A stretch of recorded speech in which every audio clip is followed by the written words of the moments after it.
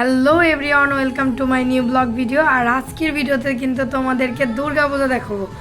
হ্যাঁ হ্যাঁ হ্যাঁ, তোমরা ঠিকই শুনছো। আমি 1 বছর ধরে অপেক্ষা করছি তোমাদের সাথে এই ব্লগগুলো শেয়ার করার জন্য। আর যেহেতু শুভ মহালয়ার পক্ষ পড়ে গেছে, তো এই জন্য আজ থেকে তোমাদের সাথে এই ভিডিওগুলো শেয়ার করব।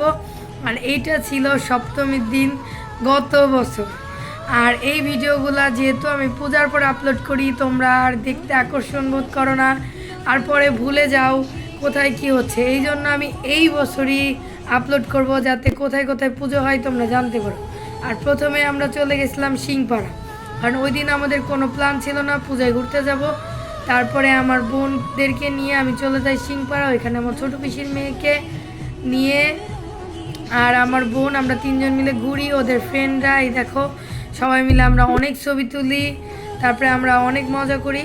তারপরে এইখান থেকে আমরা আরও অনেকগুলো আর কি জেলেপাড়া, মালোপাড়া, এখানে আশেপাশে অনেকগুলো পাড়া আছে যেগুলো তোমরা সিংপাড়ার আশেপাশেই পাবা।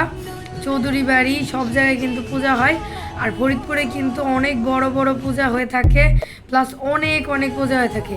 আর এই বছর সবচেয়ে সুখবর হলো এইটাই যে এই বছর আরও বেশি পূজার আয়োজন করা হচ্ছে, যেটা তোমাদের জন্য আরও সুন্দর।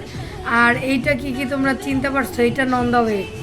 দেখো, আমরা ভাবলাম সিংপাড়ায় যেহেতু আসি, নন্দালয় থেকে একটু ঘুরে আসি, তো সেই জন্য ওইখানে চলে আসলাম। কিন্তু সপ্তমীর দিনই এতটা ভিড় ছিল, এত ভালো লাগছিল যে তোমাদের সাথে শেয়ার করার অপেক্ষায় আমি একটা বছর পার করে দিলাম। আর আশা করি এই বছরের পূজা তোমাদের অনেক অনেক ভালো কাটবে। আর ফরিদপুরের পূজা না দেখলেই তোমরা একদম মিস করবে। যারা ফরিদপুর শহরে আসো তারা তো জানোই যে কোথায় কি কি পূজা হয় আর কেমন মজা করতে পারবে। আর ফরিদপুরের বাইরে যারা আসো তারা কিন্তু অবশ্যই অবশ্যই চলে আসবে পূজা দেখার জন্য। সবাইকে কিন্তু অনেক অনেক শুভেচ্ছা পূজার, আর নিমন্ত্রণ থাকলো। আর হ্যাঁ, মহালয়ার শুভেচ্ছা সবাইকে। আশা করি সবার মহালয়ের দিনটা খুবই ভালো কেটেছে, এবং এবং এবং তোমরা কিন্তু অবশ্যই অবশ্যই আসবে। আর এইটা ছিল বলতো কোথায়? সিংপাড়ার পূজা। আমরা প্রথমে সিংপাড়া ছোট ছোট পূজা দেখেছি, এরপরে আমরা সিংপাড়ার মেন পূজাতে চলে এসেছি।